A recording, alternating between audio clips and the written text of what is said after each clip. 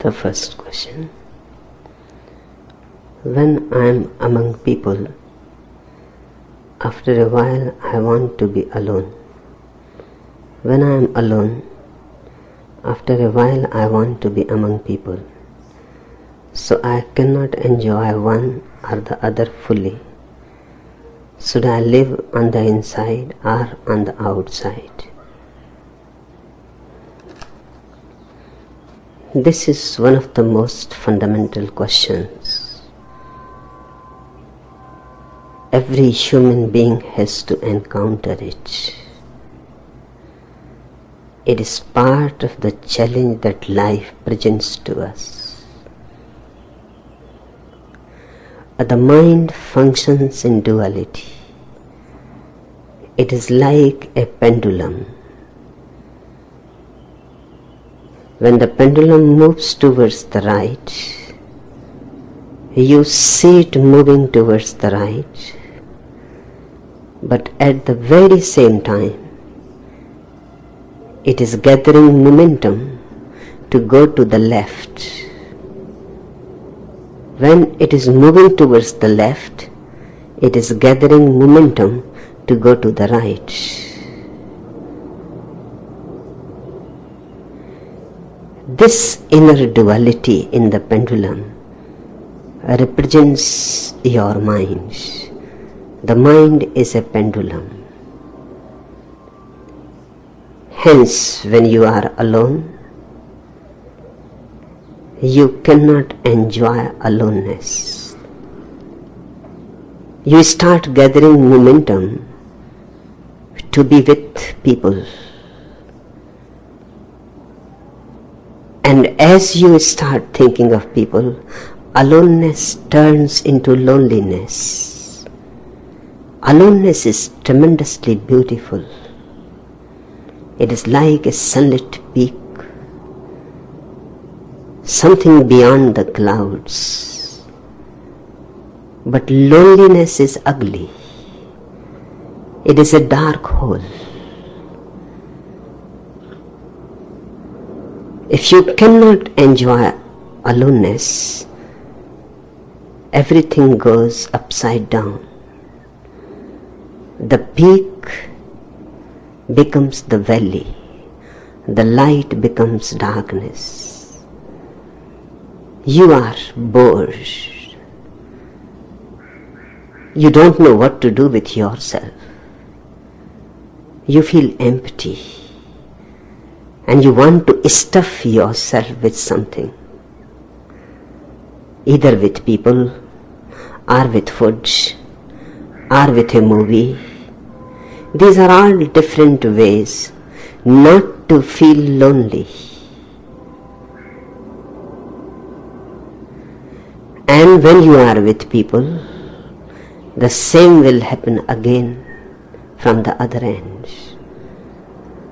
When you are with people, you feel interfered with, trespassed, because others start encroaching on your space. They destroy your freedom. So being with others is no more love. It becomes a bondage, and one hates bondage. One wants to get rid of it as quickly as possible. It is a prison. You start feeling suffocated. Even with the person you think you love, you start feeling fed up. You cannot enjoy love because suddenly you realize to be alone is beautiful. Because now you can see that aloneness is freedom. But when you are alone, you see love is joy. This is the dichotomy of the mind. It exists in every dimension. If you are poor, you hanker to be rich. This is a well-known fact, but the other side has not been recognized. Everybody knows the beggar wants to be the emperor. But have you not watched Mahavira renouncing his kingdom? Buddha escaping from his marble palaces? What is that? It is the same phenomenon. The poor wants to be the rich, and the rich wants to be the poor.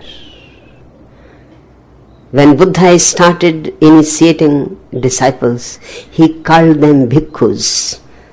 The word bhikkhu means the beggar. Alexander the Great,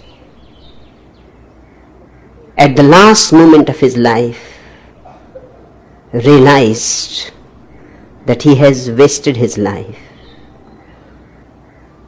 accumulating unnecessary, non-essential things, and now death will take everything away. Suddenly he remembered one great Greek mystic, Diogenes, whom he had met just a year before. And Diogenes was naked, lived without any possessions, and Alexander had felt tremendously infatuated. He had exactly told to Diogenes that if I am to come back to the world, I will ask God next time to make me Diogenes and not Alexander. This is the same dichotomy. There is no difference. When you are a child, you want to be young. And when you are young, you start thinking, how beautiful were the days when you were a child. Everybody, as he grows older, start fantasizing about his childhood. He starts decorating it in every possible way.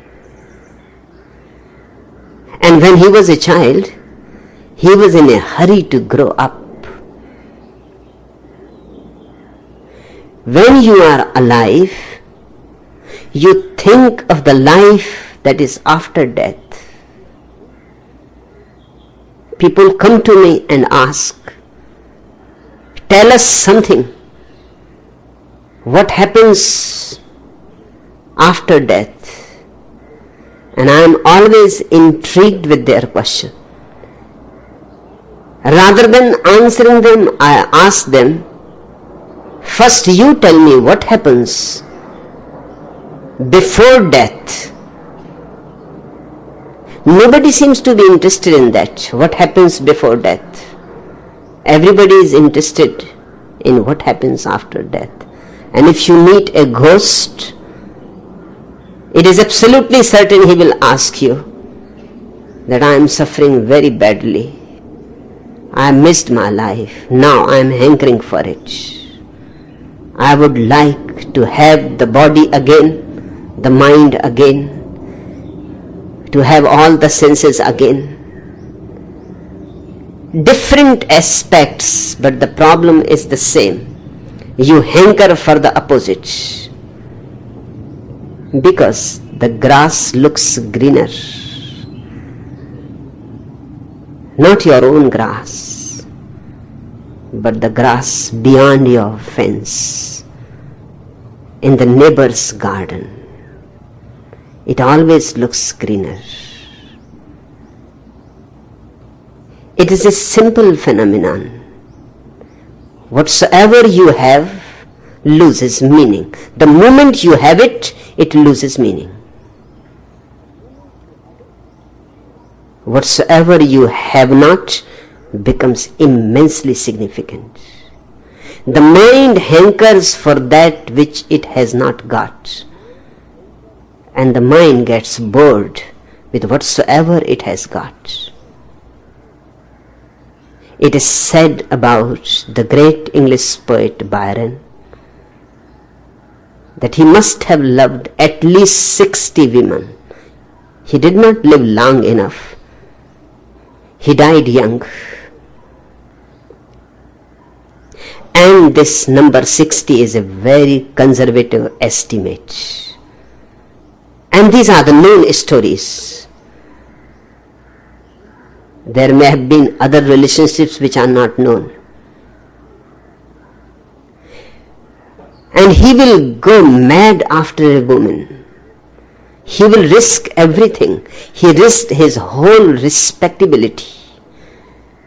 He was expelled from England for the simple reason that he was creating a chaos. He was a beautiful man, very beautiful, extraordinarily beautiful, and a great poet. He had all those qualities which women are attracted to. He was a legend in his own time. It had become a routine phenomenon. If he will enter into a restaurant, people will clutch the hands of their wives and run away. He was not allowed in clubs. He was not allowed in good society. Everybody was afraid of the man. He had some charm, some magnetism, some charisma. And for months he will go mad and he will chase a woman. And the moment he will get the woman, he will lose all interest. Absolutely, the whole interest will disappear. He represents mind in its purity, in its essential quality. Only one woman forced him to marry her because she insisted. She won't allow him even to kiss her, even to hug her, even to hold her hand unless he marries her. And he was so mad after her that he agreed for marriage. And when they were getting out of the church, just married, guests were taking leave. On the steps, holding the hand of the wife, he saw another woman walking on the road, and he forgot the wife. And the wife immediately recognized. He could see that he has forgotten all about her. And she told him, but he was a sincere man too. He said, it is true. I have lost all interest in you. For 6 months I was mad, day in, day out. I dreamt about you, fantasized about you, wrote poetries about you. I was dying. I was thinking, without you I cannot live for a single moment anymore. And now that you are mine and your hand is in my hand, I only feel perspiration. And that woman, for a moment, caught my whole being. I had simply forgotten you. He apologized. But apology is not love. This is the way how the mind functions. Its whole interest is in that which you have not got. Hence, Robert, your question is significant, and it has tortured humanity since the very beginning. And people have chosen, just as you are asking, should I live on the inside or on the outside? Wherever you live, you will be in trouble. If you live on the outside, the inside will function like a magnet. If you live on the inside, the outside will go on sending invitations to you. Come out. It is a beautiful morning. The flowers are blossoming and the air is fragrant. Or it is a tremendously ecstatic sunset. And look, the starry night.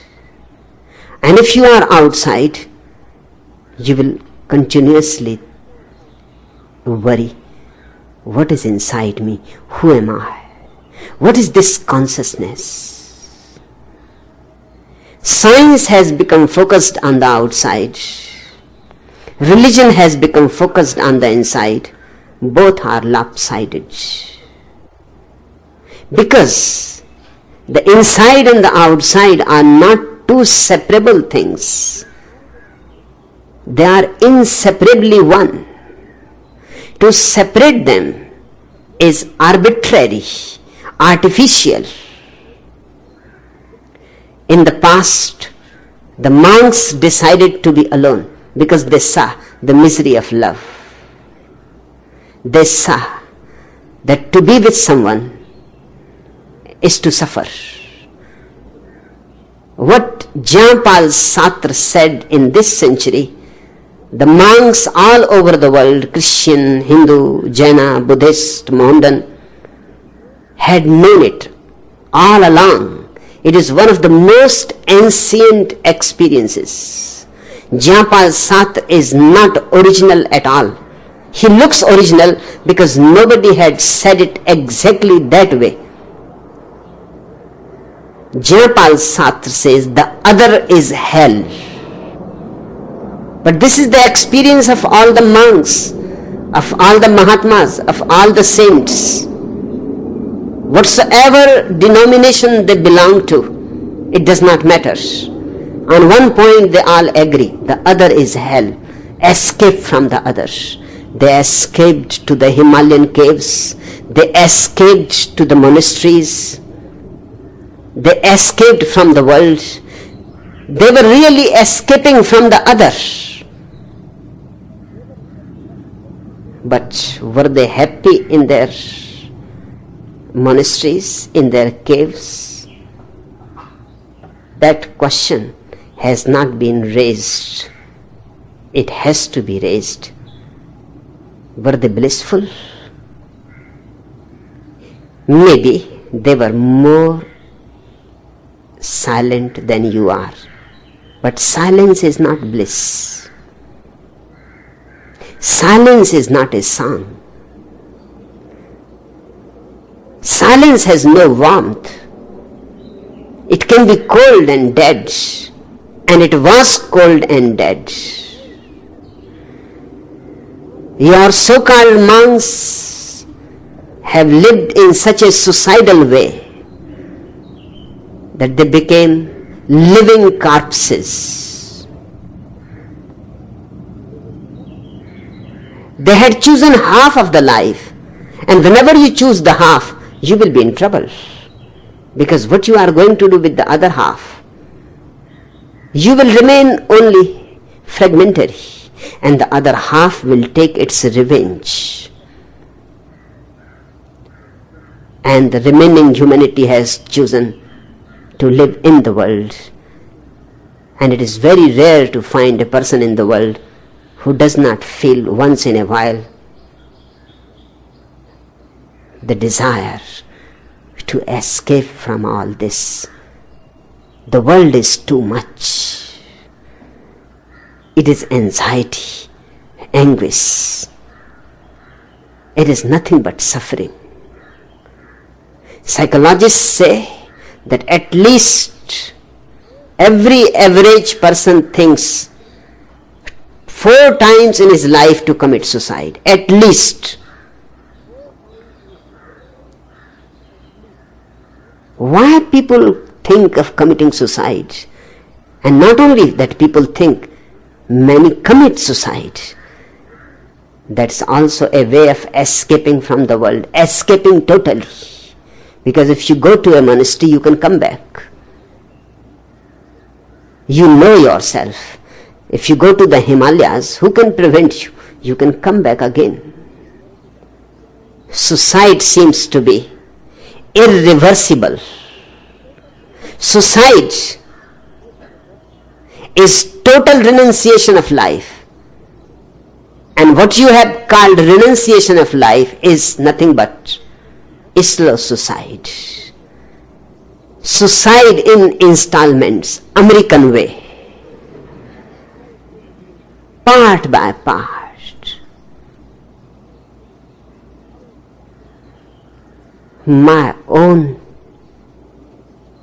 observation is that both have been wrong, and both have created a very ugly situation. There is no need to choose. We have to live both. Of course, it is easier to be silent in a cave, but that silence will not give you a dance, and without a dance, you will remain dead. If you are in the world, it will give you a song, but the song will not have any depth. It will be superficial, formal. One needs silence in the heart, and yet a silence which is not cold but warm. A silence which can sing and dance. When silence and song meet, the man is whole. When you are capable of moving between the inner and the outer easily, just as you move in and out of your house, in the same way, when it is too cold in the morning, you simply move out of the house in the sun. You enjoy the warmth of the sun. And when it becomes too hot, you move in. There is no problem in it. It is your house. The inner is as much yours as the outer. And to be capable of moving from the inner to the outer and vice versa in a flexible way creates the whole man. And I call the whole man the holy man. My sannyasins have to be whole. Robert, you are not yet a sannyasin. If you are really interested in solving this problem, my sannyas is the only way to solve it. Because I teach flexibility. All old ideas are rigid. Either be extrovert or be introvert, but both are pathological. The introvert becomes moribund. The introvert becomes a little bit insane because he loses contact with objective reality. He starts hallucinating. That's why it is easy, if you go to the Himalayan caves, to experience God. Because there is no objective reality to hinder you from deceiving yourself. There is no objective reality to remind you that this is a dream, that what you are seeing is not there, it is hallucination. It is a well-known psychological fact that just if you live in deep isolation for 3 weeks, you will start hallucinating. And you can hallucinate whatsoever you want. If you are a Christian, you will see Christ. If you are a Hindu, you will see Krishna. If you are a Buddhist, you will see Buddha. This is very strange. No Christian ever sees Buddha. No Buddhist ever sees Christ. Whatsoever you have been conditioned for, your hallucination will be colored by it. You will start visiting heaven, but your heavens will be different. The Tibetan heaven is very warm, has to be. The Tibet suffers so much from cold.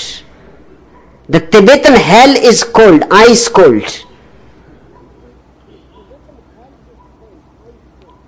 But the Indian hell is just fire. The very idea of ice to the Indian will give him a great joy. The Indian idea of heaven is very cool. It is air conditioned.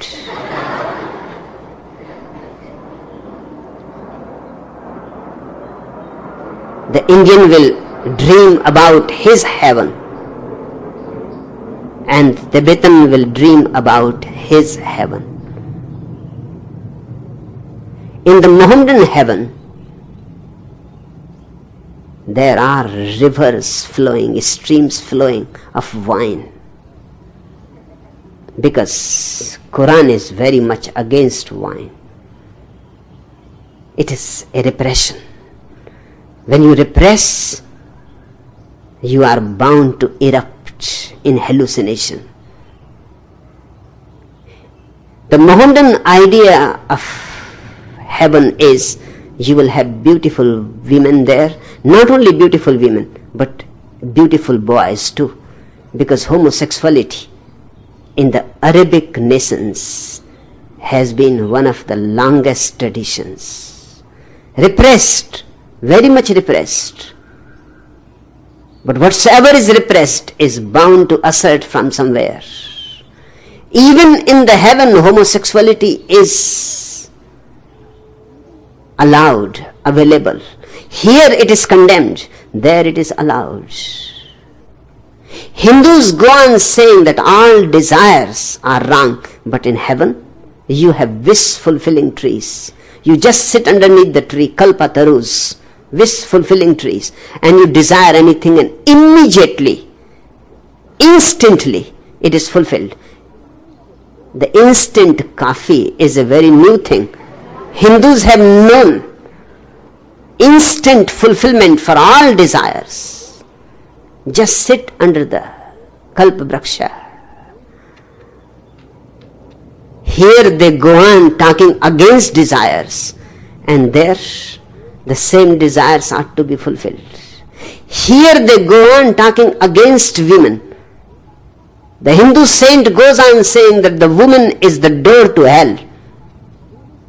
And in their heaven there are beautiful apsaras, beautiful women. Urvashi, Menka, and thousands. They have golden bodies. They are always young. In fact, they are stuck at the age 16 for millions of years. They have never grown beyond it. It seems they were born exactly 16 and they have remained 16.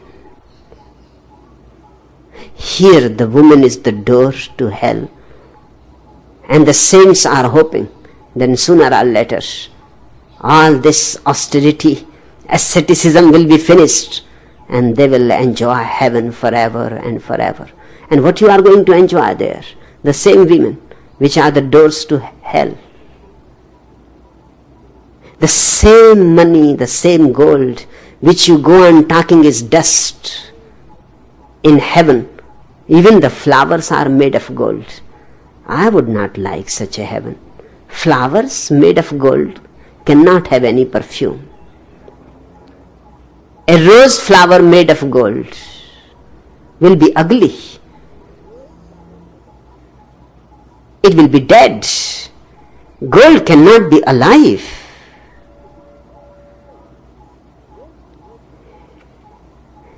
The extrovert is half. He is continuously running after things and continuously feeling guilt that he is missing the inner. Maybe the real bliss is there. Perhaps the Buddha and the Jinnah and the Christ are right. The kingdom of God is within. And the person who is sitting silently, looking inside, is continuously wondering, am I wasting my time? People are enjoying, and I am foolishly sitting here waiting for the spring to come and the grass to grow by itself And who knows whether it grows by itself or not. And even if it grows, so what? It will still grow whether I am sitting silently or not. The spring will come and the grass will grow. So let it grow. And there is going some juicy party. And there is so many beautiful hotels and restaurants and clubs and nightclubs. Even a man like Morarji Desai. Can you believe? Morarji Desai visiting a nightclub. When he was the Prime Minister, he must have been at that time 83. Now he has confessed that he went to visit a nightclub in Canada. Of course, without declaring it. He had kept it a secret up to now. Why he suddenly said about it? He was bragging. He was not thinking that he is saying something wrong. He was bragging. He was telling Gujarat Vidyapith students in Ahmedabad that I have attained to the ultimate of celibacy.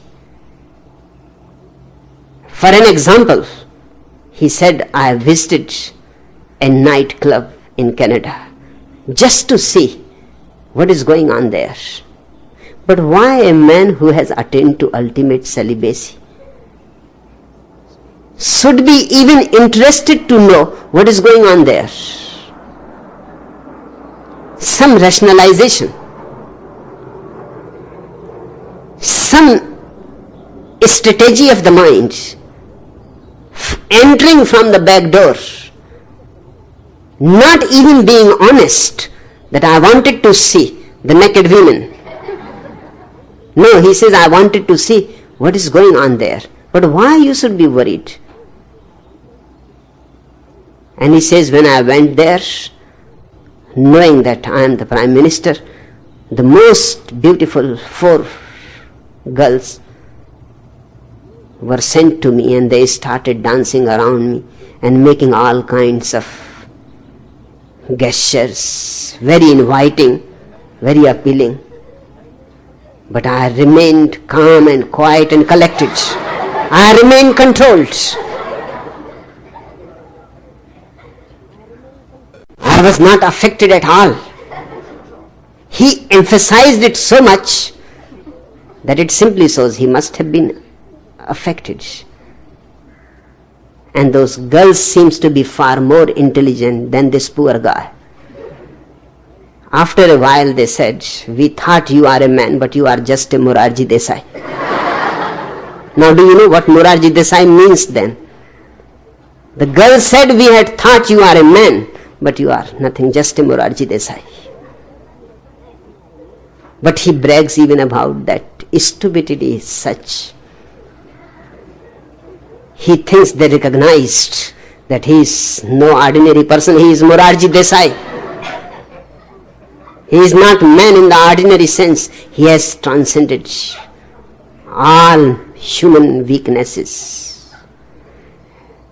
The people who are living extrovertly will remain interested in the inner world, and the people who are living introvertly will remain interested in the extrovert world. And they both will be torn apart. That creates anguish, strain. Robert, my own suggestion is to live a relaxed life. It is beautiful to be alone. It is also beautiful to be in love, to be with people. And both are complementary, not contradictory. When you are enjoying, others enjoy. And enjoy to the fullest. There is no need to bother about aloneness. And when you are fed up with others, then move into aloneness and enjoy it to the fullest. Don't try to choose. If you try to choose, you will be in difficulty.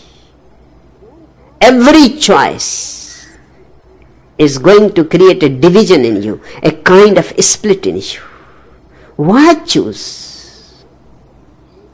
When you can have both, why have one? And it is very natural process. It is just like when you are hungry, you eat. And when you are full, you stop eating. You don't start saying that what should I choose? Should I remain always hungry? Or should I continue eating continuously? When you are hungry, eat. And when you are full, stop eating. And forget all about it. There are 1,000 and other things to do. There is no need to go on a fast.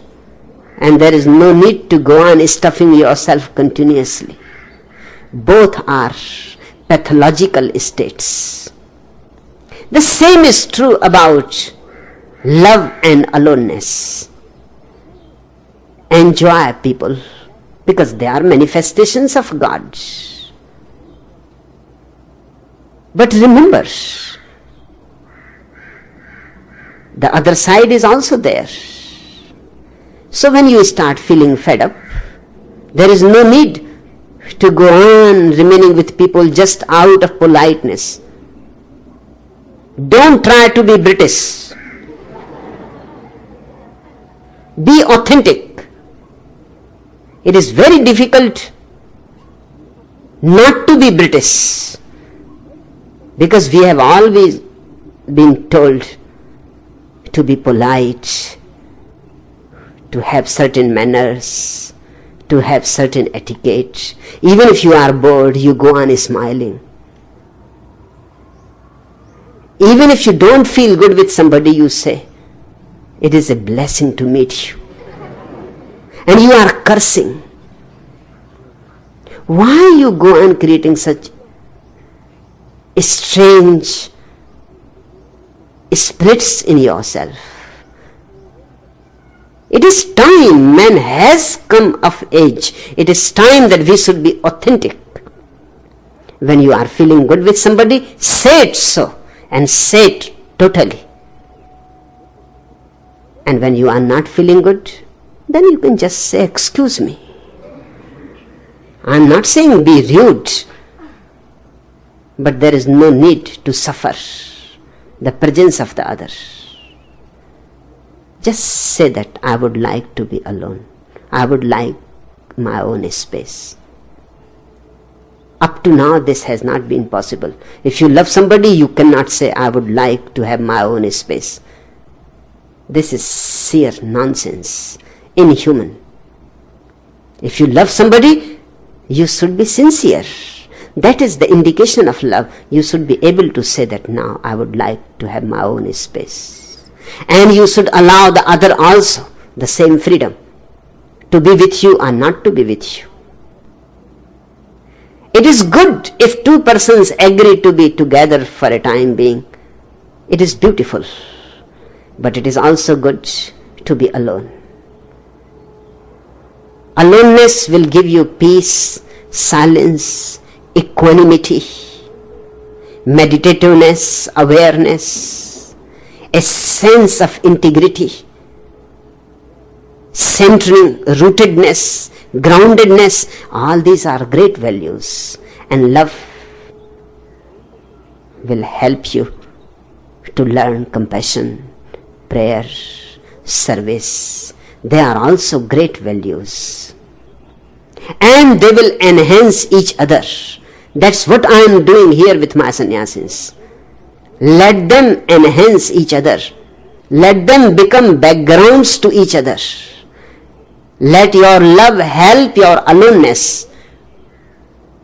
It is like if you look at the sky in the day, you will not see any stars. Not that they have all died or disappeared or evaporated. They are still there, but the background of darkness is missing. That's why you cannot see them.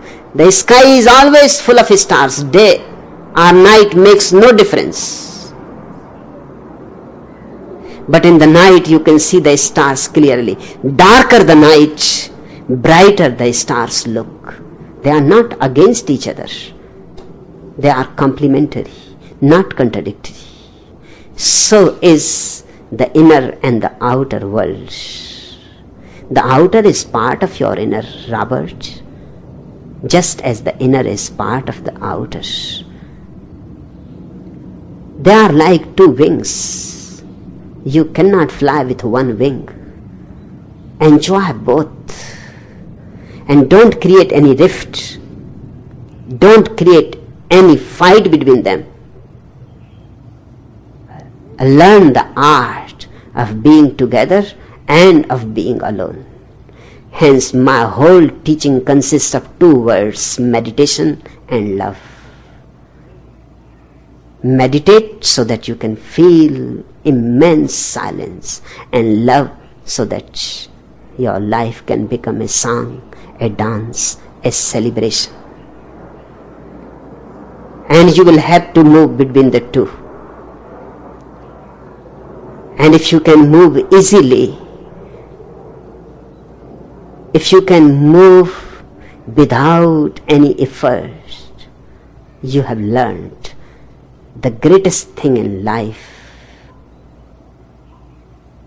God is both the creator and the creation.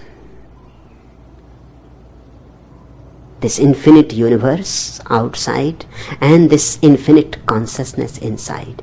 And he has to be tasted and known in both the aspects.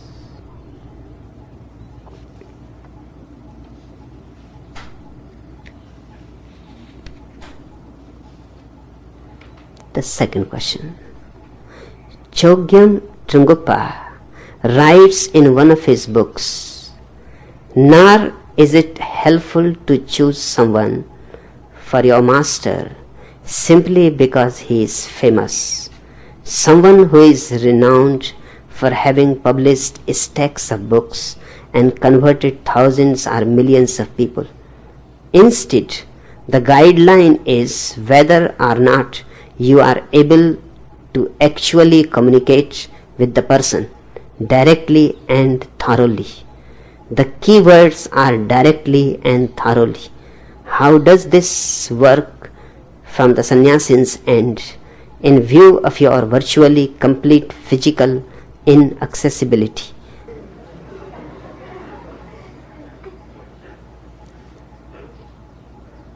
It is true that one should not choose someone as a master just because he is famous. Because Jesus was not famous when he was alive, nor was Lao Tzu famous when he was alive.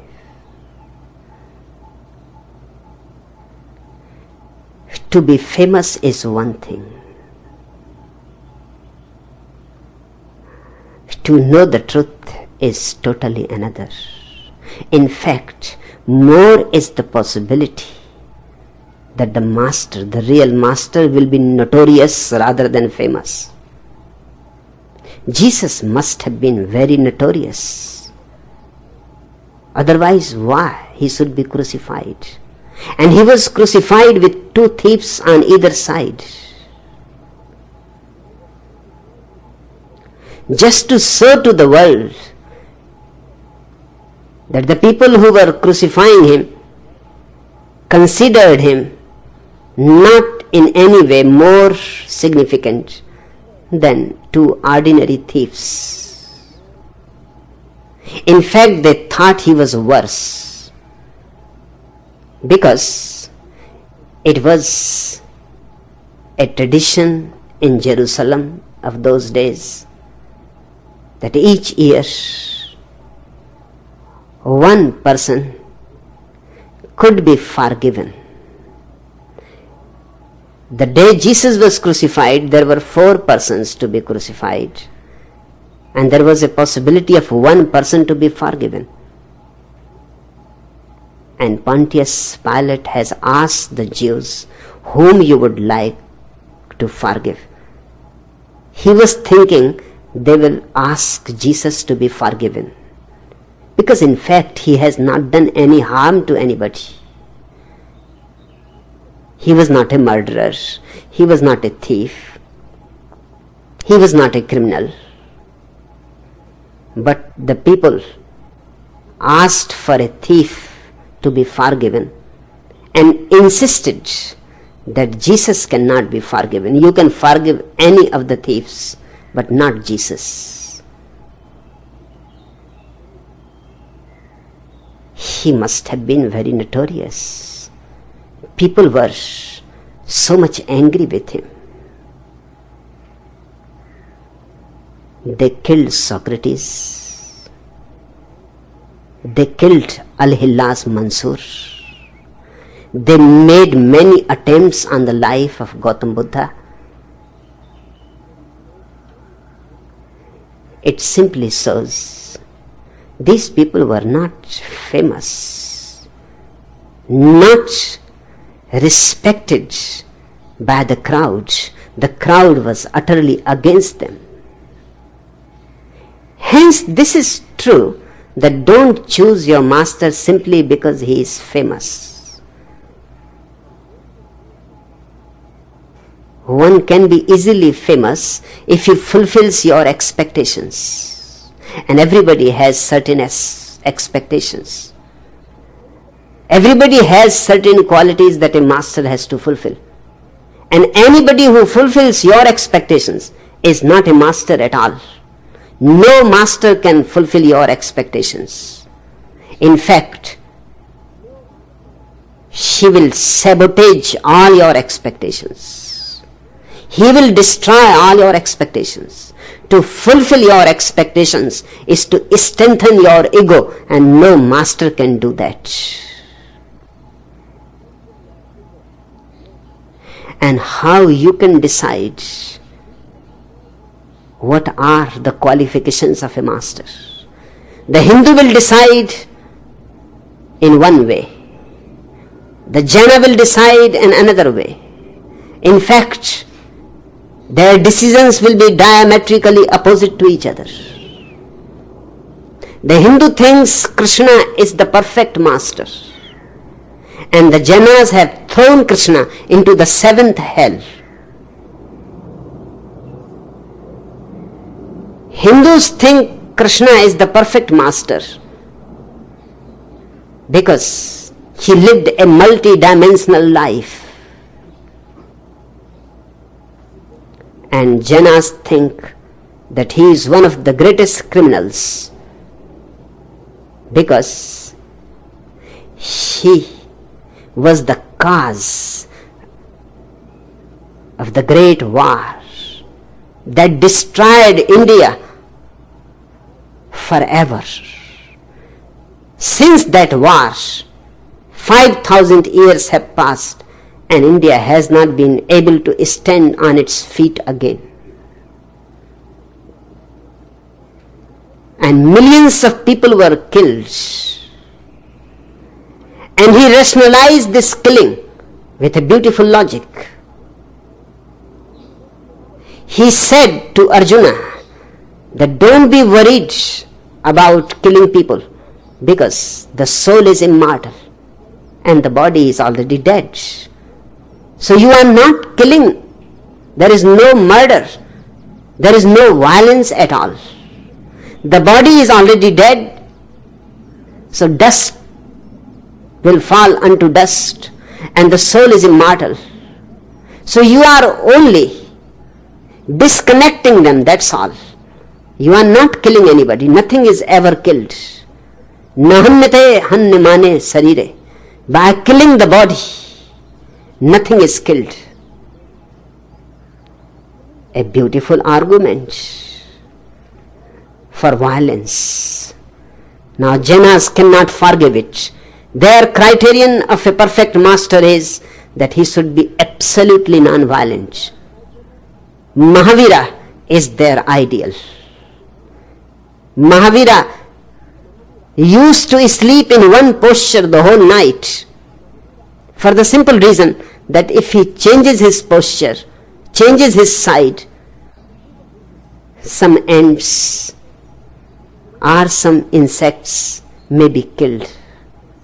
It is better to remain in one posture the whole night. It is unnatural. The body needs the change. It helps digestion to change your posture. It is a little bit of exercise. But Mahavira remained like a statue the whole night. This is their ideal. Krishna cannot fulfill it. Rama cannot fulfill it. Rama walks with a bow and arrows, and they symbolize violence. Even Jesus cannot fulfill their criterion, because according to the Jainas, you suffer only because of your past karmas, and Jesus suffered on the cross. That simply shows only one thing, and very definitively, that in his past lives he must have committed a great crime. Otherwise, why he should be crucified? Who is going to decide? How you are going to know who is the master? Fame cannot decide. Thousands of followers cannot decide. Then what is the way to decide? In fact, logic cannot decide. This is logic. Looking at the fame of the man, looking at how many disciples he has got. This is all logic, calculation, mathematics. These cannot be decisive. Only one thing can decide. If in your heart some bells start ringing for no reason at all, illogically, even if you want to stop them, they don't stop, they go on ringing. It is a heart-to-heart phenomenon. So it is true, one should not choose a master just because he is famous. But the second part is not right. Trunguppa says, instead, the guideline is whether or not you are able to actually communicate with the person. The master has no personality. He is not a person.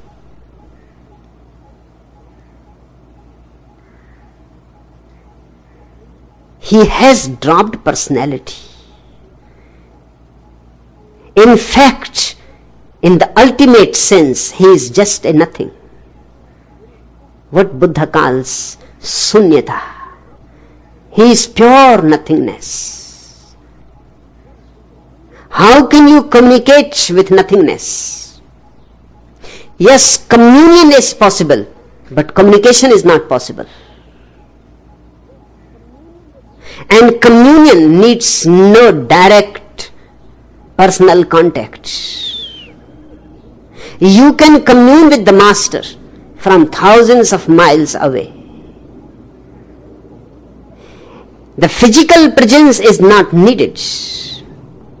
The physical presence is needed only for the beginners, for the people who are in the KG class.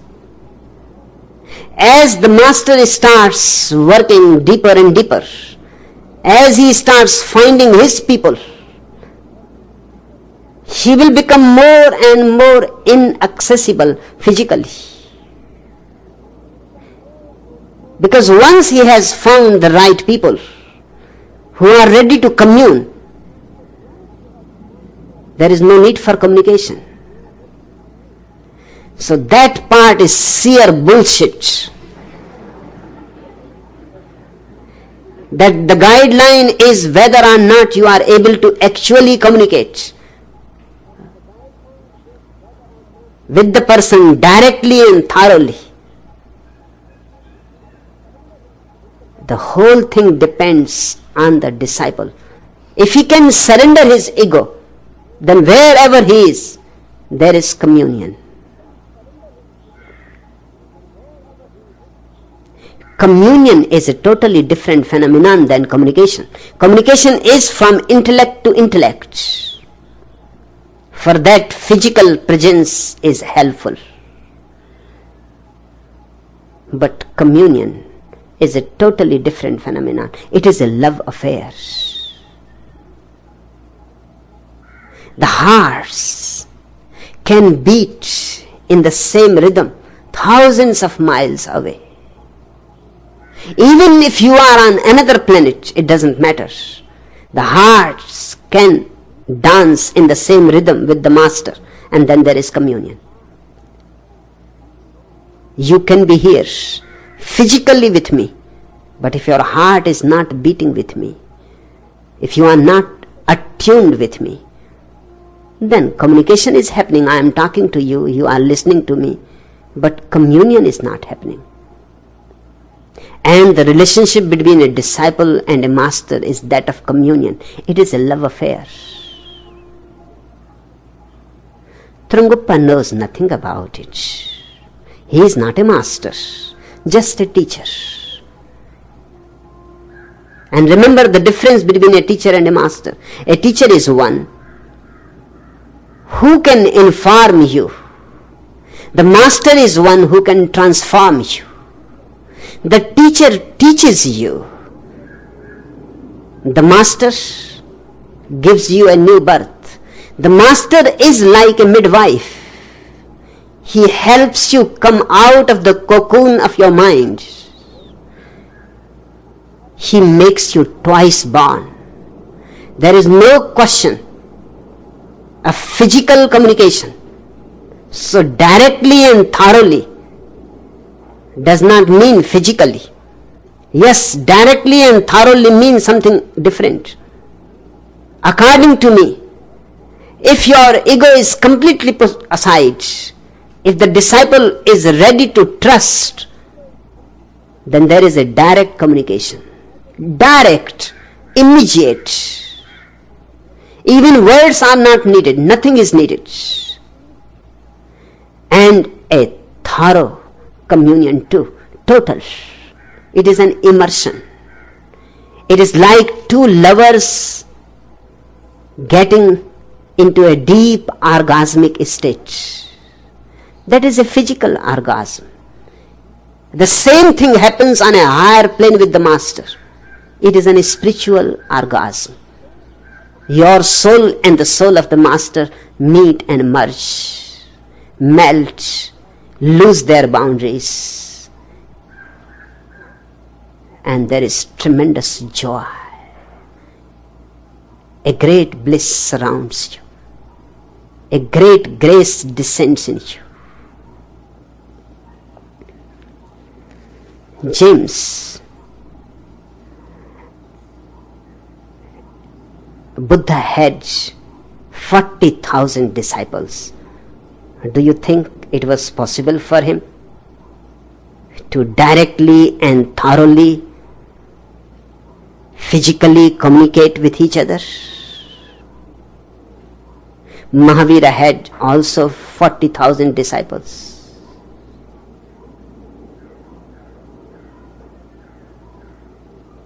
It would have been impossible. But Buddha helped many more people than anybody else on the whole earth in the whole history of man to become enlightened. How he helped? Yes, there was a direct and thorough communion, but it was a silent phenomenon. When Molunkaputta, a great philosopher, came to Buddha to ask questions, Buddha said, if you really want your questions to be answered, for 2 years sit silently by my side. Don't ask anything. And after 2 years I will answer you. When Buddha was saying this, Mahakashyapa, one of Buddha's great disciples, started laughing. Molunkaputta felt a little embarrassed and he asked why this man is laughing. He looks a little crazy. Buddha said, you ask him. And he asked Molunkaputta, asked Mahakashyapa, why are you laughing? Mahakashyapa said, I am laughing because this man deceived me too. And I warn you, if you want to ask your questions, ask right now. After 2 years, you will not be able to ask. The same trick he had done with me. For 2 years I was sitting silently by his side. And then slowly all questions disappeared. Buddha said to Malunkaputta, I will stick to my promise. If your questions disappear, then what can I do? But after 2 years I will remind you. And after 2 years, Buddha actually reminded him. Kashyapa was also present. Malunkaputta was sitting somewhere behind, afraid that he will ask. 2 years have passed. And Buddha asked Mahakashyapa, where is Malunkaputta? Find him. 2 years have passed, exactly 2 years. This was the day he had come. Now he can ask.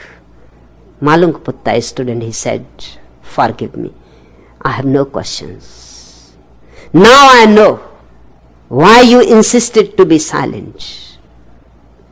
When the mind becomes completely silent, there happens a direct and thorough communion. Answers are not given but received. Nothing is said but everything is heard. So it is not a question, James, how many sannyasins I have got. I will tell you a beautiful story. 2 sannyasins meet in London and get to talking. The first says, I just came back from Pune. Bhagwan asked me to come back to the West and start up a few small Buddha fields here and there to help his work. The second Swami says, if there were only 100 sannyasins like you. The first continues, well, I am really close to Bhagwan, I suppose. I think he is starting to send future bodhisattvas out into the world, to be in the world and yet not of it. The second Swami says, if there were only 100 sannyasins like you. The first Swami goes on speaking, I am going to try to raise enough money to buy an island in the Pacific for the new ashram. All this talk about Kutch is just a device. I know Bhagwan. He wants to leave India. And so I am going to find the perfect place for him. I expect I will get to live in his house there. Tirtha and Lakshmi are getting a bit past it. He will want fresh blood soon. The second Swami sighs, if there were only 100 sannyasins like you. Well, the first Swami says, I probably should not tell you this, but when he told me to go back to the West, I knew he was preparing me for something special. I have a feeling that I am going to be the first male medium when I go back there. He said a few of us were ready, and I could swear he was looking straight at me. If there were only 100 sannyasins like you, said his listener. Look, laughed the first Swami, I am just an ordinary guy like you. Why do you go on saying if only there were 100 like me? That's why, said the other, if only there were only 100 sannyasins like you, instead of 200,000.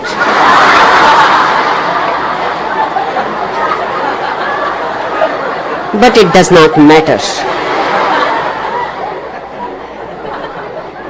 Communion is possible. 200,000 or 20,000. It makes no difference. As far as I am concerned, to commune with one person or to commune with 100 million persons is the same. Because communion, from my side, is a simple phenomenon. I am just a zero.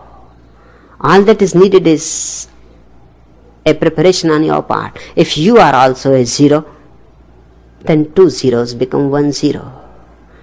And thousands of zeros can go on meeting. and disappearing into 1 0. Neither fame should be decisive, nor your expectations, but only your heart. If your heart says, take the jump, then take the jump. Then risk, then be adventurous. And I will become more and more inaccessible. As the new commune arrives, I will become more and more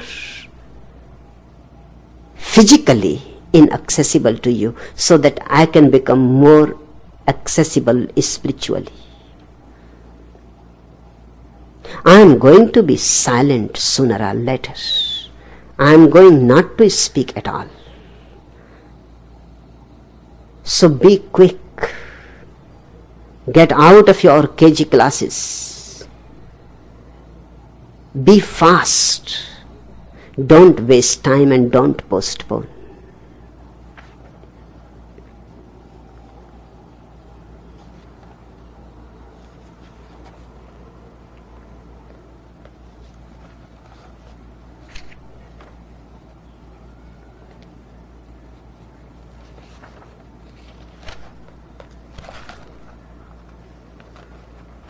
The last question. Do you want to attract or prevent Polacks with your jokes? I had never thought that you are also a Polak.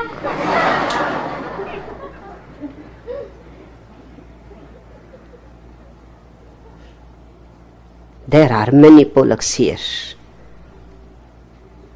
Through my jokes I have discovered them. Otherwise they are hiding themselves so perfectly. It is my way of discovering from my sannyasins who are the Polacks. In Poland, all are not Polacks. And outside Poland, all are not non-Polacks either. So don't be worried. I am not saying anything against Polacks as such. They are beautiful people, innocent people. They are simple people. And sometimes simple people are also simpletons. But I love them. Those who can understand me will be attracted. And those who cannot understand me, whether I say the jokes or not, will not make any difference to them. A Polak traveling on a train goes to the toilet for a piss. As soon as he opens the door to the toilet, he sees himself in the mirror opposite and thinks that he is someone else. He apologizes for the intrusion and closes the door. 10 minutes later he returns. Sorry, he says, closing the door. He comes back a third time and the same thing happens. He can't hold on any longer. With his hands thrust tightly in his pockets, he goes to the conductor to complain. The conductor, another Polak, is outraged and goes to the toilet with the passenger to see what the problem is. He opens the door and shuts it again immediately, saying, the conductor is in there. Use another toilet.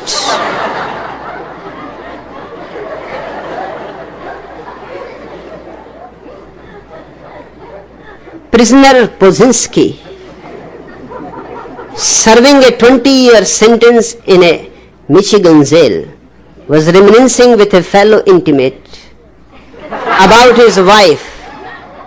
We used to have such fun at the seaside, burying each other in the soft white sand. Must have been nice, said his cellmate. Hey, said the Polak, when I get out, I think I go back and dig her up.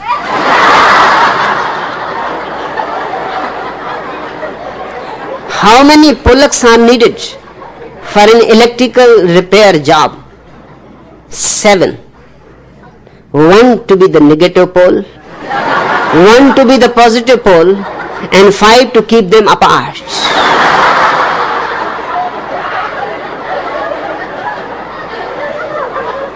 Do you know why we have a police pope?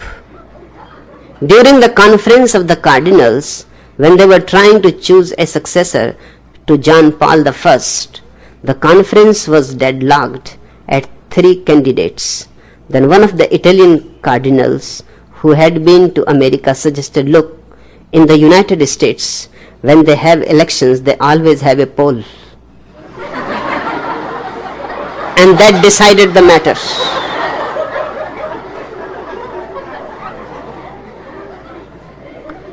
Finkelbaum and Proteski worked as chefs in a fine hotel. In time they quit and Finkelbaum opened up a Jewish restaurant. Proteski opened up an eatery directly across the street. Within 6 months, Finkelbaum's was thriving. Proteski's was practically out of business. He decided to ask his old friend for advice. It is easy, said Finkelbaum. You gotta excite the customers. One day I have my waitresses go topless. The next day I have them go bottomless. Proteski, exhilarated by the idea, rushed back to his restaurant and called his waitresses together. From now on, announced the Pollock, one day you are all gonna go topless, the next day bottomless. So tomorrow, no babuskas. The next day, no boots.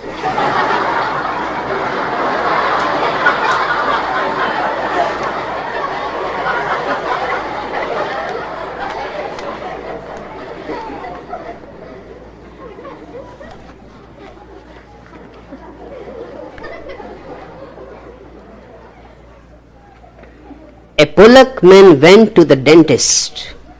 The diagnosis was grim. All the teeth need to be removed, my friend, said the dentist. My God, said the Pollock, but no need to worry. It won't hurt a bit. We will fix you up with an immediate denture. It will be fitted straight into the sockets. It will look great and it won't hurt at all. My God, said the Pollock. If you have any doubts, you can phone Goldstein, the famous Jew of the town. He had the same thing 6 months ago, the dentist told the worried Pollock. My God, said the Pollock, I will phone Goldstein. I know him, then let you know. He phoned Mr. Goldstein and asked if there had been any pain with his new teeth. Goldstein replied, pain? In the last 6 months, I have taken up rowing on Sundays with my grandchildren. Last Sunday, in the middle of the lake, I lost one oar. As I reached over to get the oar, it floated away. The boat rocked, and I caught my balls in the rowlock. That was the first time in 6 months I have forgotten the pain of my new teeth. Enough for today.